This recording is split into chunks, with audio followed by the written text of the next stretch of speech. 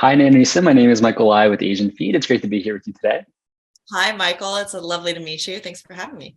Absolutely. So, to start off, the first season of Quantum Leap has definitely been action-packed so far. Well, what should audiences expect from the rest of the season? I think it's even more action and you'll learn a little bit more about the characters. And I think, the season finale is something I think you'll be pretty blown away by. Some crazy, wild, unexpected things happen in a really fun way. And hopefully it'll keep people on their toes, for when we come out in the fall for season two. Absolutely. And the original Quantum Leap series was definitely beloved. So, what inspiration would you say this new series drew from the original Quantum Leap, and what elements of the new show are unique? Yeah, I think everybody really tried to retain some of the most beloved things about the original show. And I think it's making sure the heart of that is still there. And I think that we really sort of continue to try to push empathy and awareness and understanding. I think anybody who watches our show now would agree that that's a priority for us. And I feel really proud to be a part of a show that pushes that so clearly. I think the way that we, have sort of given ourselves the space to develop into our own show is just in a way that, like, we have a new cast. We're making the show in a different time period. It's 2023 now. The world has changed. The country has changed since the late 80s, early 90s. I think that there's different issues on the table, but in a lot of ways, it's when you boil those things down at the root of it, they're the same. And so I think we continue to try to focus on understanding those things but also in a way that I think is current and modern.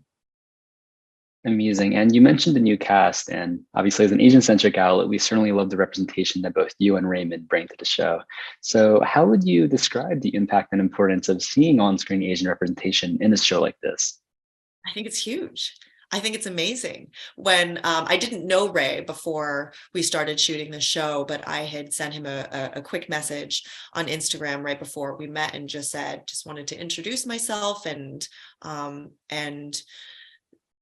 without getting to, I don't know you, but like, I do just want to say, like, congratulations. And I'm so proud, that he's a number one on a network show. I think that's something you would not have seen 15 years ago. It was unheard of. I remember when I first came to LA, I had somebody I was taking class with who said, I think you're never going to be more than maybe 5 or 6 on the sheet. And so we got to gear you to trying to sort of be the friend or this or that. And it wasn't anything malicious. It was that person cared about me and my career. And I agreed with them, because at the time you just didn't see that. So in the span of from then to where my career is now, to see how drastically that has shifted, from the Oscars last night to our show, like, it just, I just feel so proud, and I think it's not just because of Ray and I specifically as actors. And, our visibility, seeing our faces makes a huge difference. But I think it's indicative of the representation that's happening in other areas of the industry, writers, producers, directors, DPs. That's all shifting. And I think, in order to tell stories that connect with the community that I'm from, we need writers to be writing those stories, to be able to tell them in an authentic way.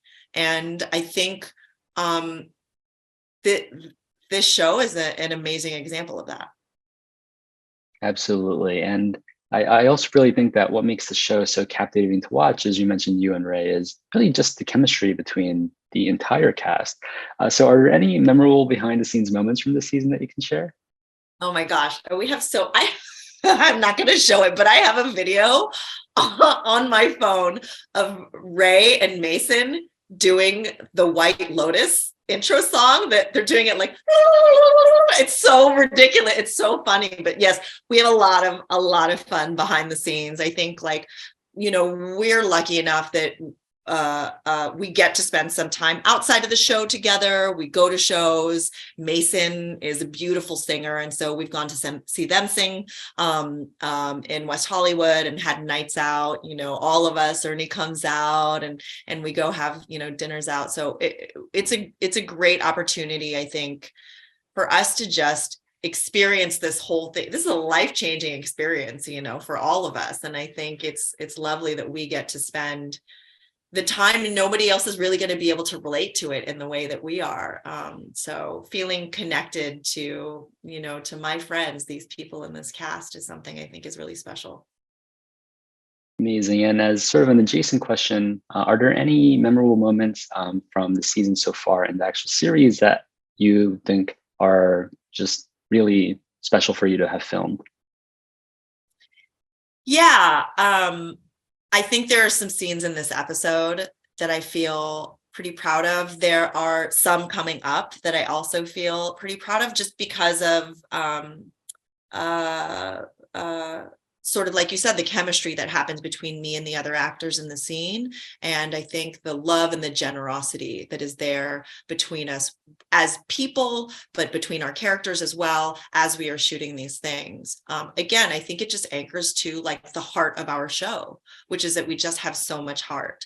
On another level, I think, like, for episodes that have already been out, I think there's one tiny moment between Mason and I where we're trying to get Magic to say Leaper X, and he finally does, and neither one of us are looking at each other, but we're both looking at Ernie, and we just do like a little hand thing and like a little dab. And that wasn't in the script. That was something that Mason and I came up with while we were shooting that, because it just feels like a little insider club, and we're a little bit like, this is an oxymoron, but kind of like smart man's Tweedledee and Tweedledum sometimes in our characters' dynamics. And I thought that was just a really fun little something that we found there.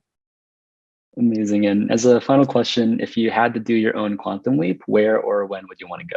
Oh my gosh.